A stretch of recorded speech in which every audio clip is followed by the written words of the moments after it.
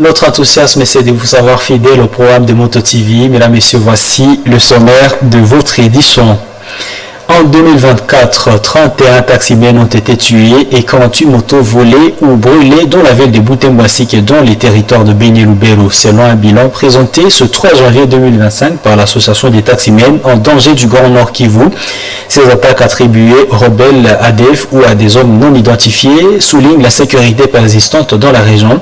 Cette structure appelle les autorités à renforcer la sécurité pour protéger les taximens et leur permettre de travailler sereinement. Le gouvernement congolais a doublé le salaire minimum interprofessionnel garanti SMIC en sigle, passant des 7 075 francs congolais à 14 500 francs congolais, une première depuis 2018. Cette décision annoncée le 2 janvier 2025 par le ministre du Travail répond aux attentes des travailleurs et des employeurs exprimées lors d'un dialogue social en octobre 2024. Mesdames, Messieurs, voilà quelques titres. Restez avec nous pour découvrir l'intégralité de ce journal.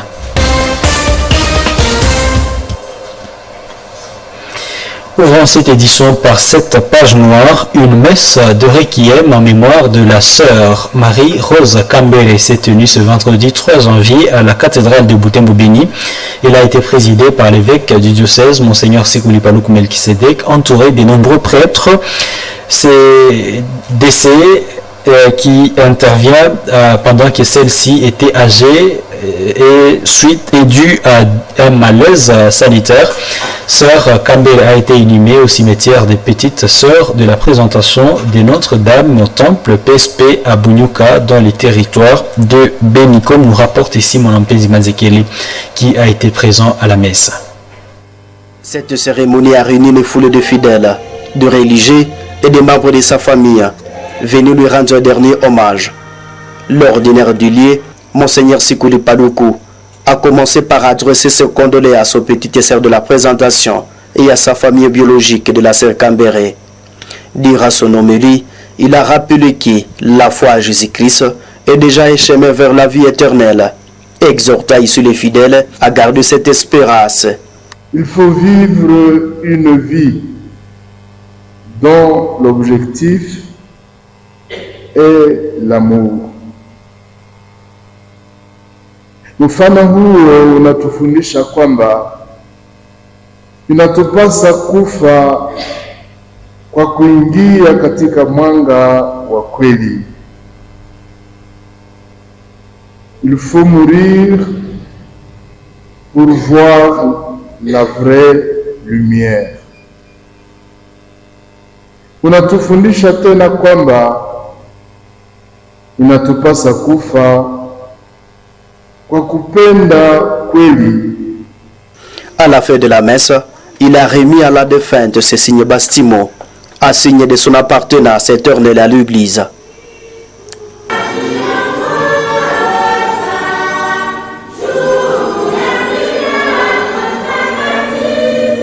De son vivant, elle a exercé sa mission dans plusieurs paroisses du diocèse de Butembo-Beni, laissant un souvenir impérissable dans le cœur. Dada Rose alifanya kazi yake ya kitume katika parokia ya Bunyuka, Mbingi, Musienene pa Ivatama, Luotu na katedrale pa Butembo, Kiongo na Bulema. La vie de la sœur Marie-Rose Kambere a été marquée par une grande simplicité et un dévouement exemplaire dans le travail, comme en témoigne sœur Angèle. Vraiment, elle était serviable, ça je reconnais. Donc, pour rendre service, elle était disponible à tout moment. Et dans ces derniers moments, nous étions avec elle dans notre communauté Notre-Dame du Cénacle à Kitoumou. Bien qu'elle était faible, malade, elle ne cessait de participer aux petites activités de la cuisine. Donc s'il faut éplucher, elle était toujours prête. Après la cérémonie eucharistique, les cortèges funèbres s'est dirigé vers le cimetière de PSP à Bunyuka, où repose désormais sœur Marie-Rose Kambere, honorée par son engagement et sa foi.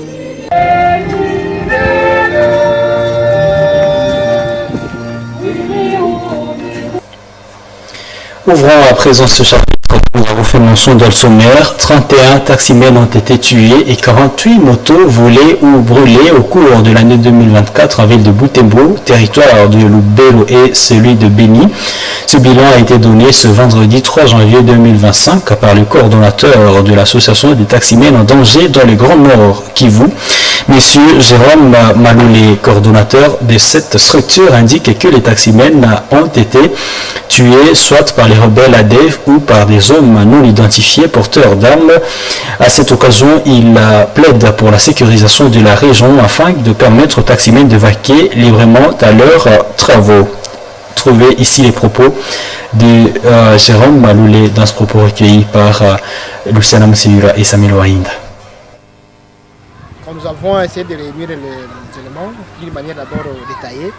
Dans la ville de Butembo, nous avons enregistré 8 morts tués surtout par fusillade, tués aussi par fouet, mais aussi dans des conditions qui ne sont pas aussi avouées.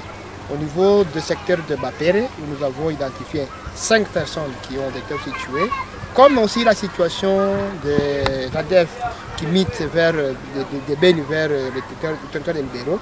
Là, nous avons identifié 5 taximens qui ont été tués. Dans le groupement de Madioué vers Cantine, où nous avons identifié 2 personnes. Et maintenant, dans le secteur de Bassongora, vers Cassine là-bas, dans ces rives du Vallée là-bas, nous avons identifié 15 taximens qui ont été tués. Là, c'est à côté de leurs motos qui ont été volés, qui ont été incendiés, qui ont été aussi ravis d'une manière ou d'une autre par des personnes de mauvaise volonté. Voilà d'une manière générale. Donc si on fait le total de ces chiffres-là, nous avons trouvé dans le Grand Nord 31 personnes taximens qui ont été tuées pour cette année 2024 et nous avons retrouvé 48 motos volées, soit pillées, soit incendiées par des personnes mal intentionnées contre le taximens. Nous cessons de dénoncer surtout, c'est le fait que le taximan est devenu la cible de la sécurité dans cette partie ici. À part le cas de tuerie, il faut aussi ajouter aussi le problème, le phénomène qui est lié à la tracasserie même routière, la prolifération de barrières. Il faut aussi ajouter aussi la livraison de faux documents qui sont adressés aux taximens. Demander que justice soit faite, que les coupables qui ont causé des torts à nos taximens soient vraiment dénichés et qu'ils répondent de ces actes jusqu'à ce que aussi, s'il y a des survivants, par exemple il y a de la famille qui est restée, qu'elle soit dédommagée et que s'il y a même un taximan qui a perdu sa moto, pourquoi ne pas diligenter des enquêtes jusqu'à ce qu'on les retrouve. Nous sommes en train aussi de traverser un problème de personnes qui se promènent avec des drogues. Ils parviennent à droguer nos taximens et automatiquement, lorsque le taximan a été asphyxié, c'est automatiquement il laisse sa moto et les bourreaux là, bien les bandits là qui se prennent avec des drogues, ils récupèrent facilement la moto.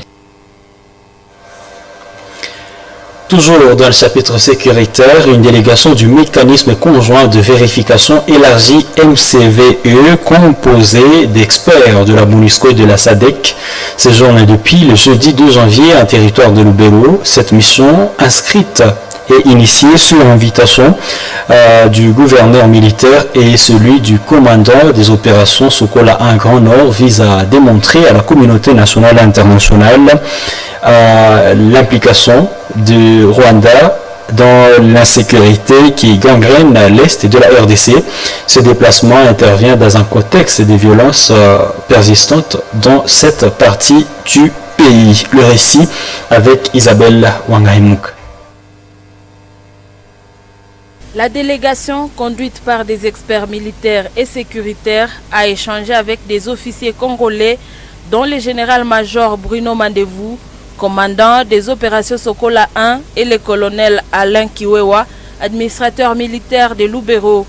L'équipe de cette délégation du mécanisme conjoint de vérification élargie comprend des experts de la MONUSCO et ceux de la SADC. Ces échanges ont permis de présenter des preuves tangibles impliquant le Rwanda derrière l'agression de la RDC. Ces preuves sont constituées notamment des armes, de bombes spécifiques à l'armée rwandaise, RDF et des épaves des drones kamikazes récupérés sur les champs de bataille. De plus, la délégation s'est entretenue avec le soldat rwandais capturé Iradakunda Jean de Dieu, arrêté lors des affrontements entre les FARDC et les M23 à Ndoluma le 21 décembre 2024. Selon le porte-parole de l'armée dans la zone, le lieutenant-colonel Makazukai, cette initiative vise à alerter la communauté internationale et à appuyer les efforts des structures engagées pour le retour de la paix dans la région des Grands Lacs. Créé en septembre 2012 à Goma, le mécanisme conjoint de vérification élargie regroupe des experts des États membres de la CIRGL chargés de surveiller et d'enquêter sur les incidents sécuritaires dans cette région fragile. Cette mission à Lubero s'inscrit dans cette logique de documentation et de plaidoyer pour mettre fin aux violences. Le gouvernement congolais a décidé de doubler le salaire minimum interprofessionnel garanti SMIC, un sigle passant de 7 075 francs à 14 500 francs congolais. Cette mesure, annoncée par l'arrêté ministériel le 2 janvier 2025, vise à améliorer le pouvoir d'achat des travailleurs congolais et à répondre aux réalités économiques actuelles. Elle est présentée comme un geste du président Félix Tshisekedi envers la population laborieuse. Des détails dans ce récit encore une fois avec Isabelle Wangaïmouk. Fixé à 7 075 francs congolais depuis 2018, le SMIC a été réévalué à 14 500 francs par le ministre du Travail et de l'Emploi, Ephraim Akwakwa. Il l'a annoncé dans une intervention à la RTNC le jeudi 2 janvier. Dans son arrêté ministériel numéro 012, il a officialisé cette augmentation.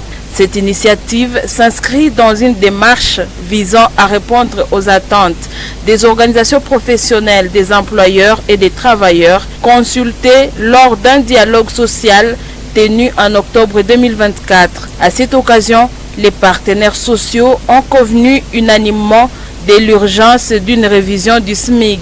Lors de cette concertation tripartite, plusieurs propositions ont été discutées, notamment une augmentation linéaire annuelle de 3%, une indexation sur les taux d'échange actuels et une révision basée sur les coûts de la vie et l'indice de consommation. Ces recommandations ont été examinées par le gouvernement lors de la 24e réunion du Conseil des ministres fin novembre 2024 et ont abouti à l'adoption de cette révalorisation. Pour mémoire, la dernière révision du SMIC avait été opérée en 2018 par le Premier ministre de l'époque, Bruno Tshibala Nzenze, qui avait fixé le salaire minimum journalier à 7 074 francs congolais. Ce décret avait également intégré des dispositions sur les allocations familiales et les logements. La récente augmentation marque donc une évolution importante dans la politique sociale du pays,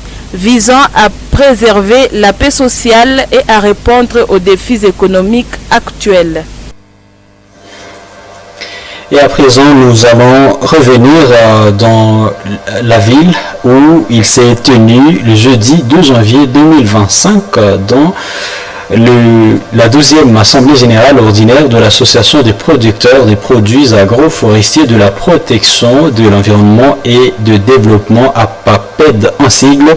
Cette activité annuelle a eu lieu à Worossi, siège social de l'association agricole située en groupement Issale Kasongwere en territoire de Béni. Au cours de cette assemblée, les membres représentant les 29 noyaux de la PAPED ont passé en revue toutes les activités effectuées durant l'année 2024 et ils ont également projeté d'autres pour la nouvelle année 2025. Gérard Mourifou a accompagné cette équipe.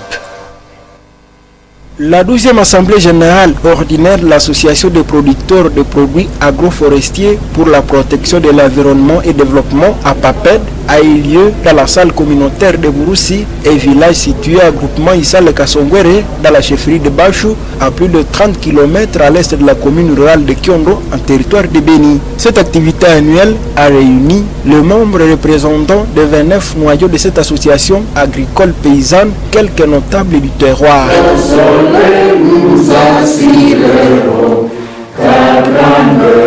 L'activité du jour a consisté à l'évaluation des activités effectuées tout au long de l'année 2024 et projeter d'autres pour la nouvelle année 2025. Pendant l'année 2024, la coordination nationale de la PAPED a expliqué que l'association a mis en place des programmes qui visent à stabiliser l'association et l'accompagnement des producteurs de produits agroforestiers pour la protection de l'environnement. Mumbere Kasereka Gerlas, coordonnateur national de la PAPED, a cité le programme de l'entrepreneuriat et l'autonomisation de la femme, y compris l'achat de documents provinciaux et nationaux autorisant le fonctionnement de la PAPED sur toute l'étendue du territoire national. Il a rassuré que pour l'année 2025, la PAPED va fournir d'efforts pour surmonter les défis de l'année passée. Et ce programme nous a poussé à créer des activités d'entrepreneuriat, notamment l'agriculture et l'élevage, et pour que ces activités nous aident à trouver des agents qui peuvent nous faciliter à relever le niveau de vie de nos membres. Que vraiment nous sommes en train de nous forcer, puisque nous avons actuellement le F90D, et nous avons l'arrêté provincial, et nous avons l'enregistrement des affaires sociales au niveau provincial, mais aussi au niveau de la mairie de Butembo. L'allure actuelle de la PAPED a permis aux membres de renouveler leur engagement pour que l'objectif poursuivi soit atteint. Les participants, parmi lesquels quelques notables fils du terroir, ont encouragé cette initiative qui prône le bien-être de l'homme. Une organisation paysanne qui évolue dans 12 ans avec tas de structures, tas de réalisations, tas de visibilité. C'est une organisation paysanne qui encadre les cultivateurs, les éleveurs. Il y a des avancées pour cette organisation paysanne de base. J'appelle tous les membres de l'association, chacun à bien mettre ses deux pieds sur place et par terre pour que lorsque les activités qui viennent d'être données par les coordonnateurs, nous puissions avancer avec celles-ci. Tout le monde qui ne savait pas cette organisation, qu'il sache que nous sommes là. L'association des producteurs de produits agroforestiers pour la protection de l'environnement et développement à PAPED compte actuellement plus de 1700 membres répartis dans 29 noyaux en République démocratique du Congo. Cette association agricole paysanne œuvre au Nord Kivu, à Goma, Lubumbashi et Kinshasa. La PAPED, associée sociale à Bourussi, une agglomération du territoire de Béni.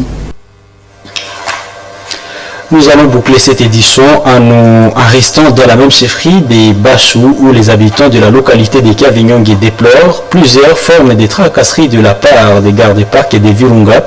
C'est notamment les malentendus liés à la délimitation de l'étendue de cette aire protégée, mais aussi l'incarcération des habitants sans preuve tangible sur la destruction du dit parc. Ces habitants l'ont décrié dans l'émission Saouti Aléo coproduite par la radio Moto Butembo Béni et la Moto TV à Kavinyongue le mercredi 25 décembre 2024. Il demande aux autorités locales d'organiser un tête-à-tête entre la population de Kavinyongue et l'Institut congolais de la conservation de la nature ICCN un sigle et la coopérative des pêcheurs de Vichumbi Kopevi un sigle pour mettre fin à toutes ces tracasseries. Le point avec Sacré Kangitike des retours de Kavinyongue.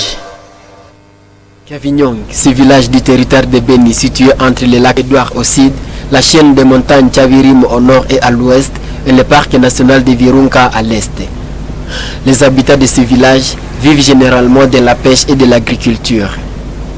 Ce village d'environ 41 000 habitants connaît quelques soucis majeurs liés à leurs activités quotidiennes. Cette population riveraine déplore la diminution des poissons dans le lac Albert. Elle fait savoir que cette diminution des poissons est due à la pêche illicite des pêcheurs clandestins. L'activité principale au Mumui wa Kavinyongue yagiye pêche. Roma bienda kwa yarebia abaclandestin babriendelea bakatabula ayeshu samaki sikaboteramo kuma mianari bugwa. Nenu eshu samaki shaberehwa omungetse. Kundi munogo mabiko mu mungu kayali kusamaki wenefete. Tunamona abana abaute malimo kushiriki. Lego magumu wako wetre ugabe kujuka yemoli siba singuka yemoli hayi siba singuka yara na musaya siba singuka na rusa ke ewa hamero mzera. vakusangana munzira iwahamba iwayagogo ikuulichikanda siutekosaulyakola kanyisirite kuulya ukahendera nabi naye lakini abaganda nabo bote makusamanene okwitu magere bakahamba abantu nisibata tukere ubera omukulu w'abangani oyo population c'était civile kusudi ashalangere kwana mopanga yake kutiye. Aussi, cette population alerte sur la surpopulation dans la zone alors qu'il n'y a pas assez de terre à labourer. Le signale aussi la rareté des bois de chauffe. Ces habitants font savoir qu'ils traversent le parc de Virunga pour aller labourer dans les villages environnants. Mais ils fustigent le mauvais comportement des agents de l'ICSN qui les arrêtent prétendant que ceux-ci exploitent une aire protégée. Pour mettre fin à ces tracasseries, la population de Kavinyonge propose aux autorités locales d'organiser une assise avec les agents de l'Institut congolais de la conservation de la nature ICSN et la coopérative des pêcheurs de Vichumbi pour apaiser la population.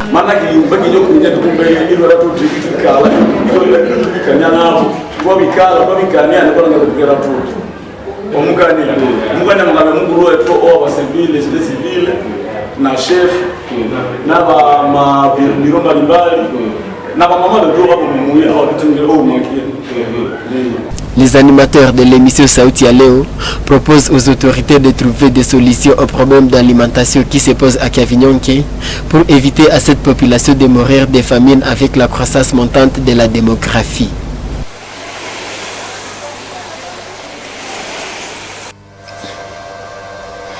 Ainsi, nous bouclons cette édition du journal sur Moto TV. Mesdames, Messieurs, tout le plaisir a été pour nous de vous rendre ce service. Portez-vous bien. Au revoir. Bon week-end à toutes et à tous, accompagnés du programme de la télévision communautaire.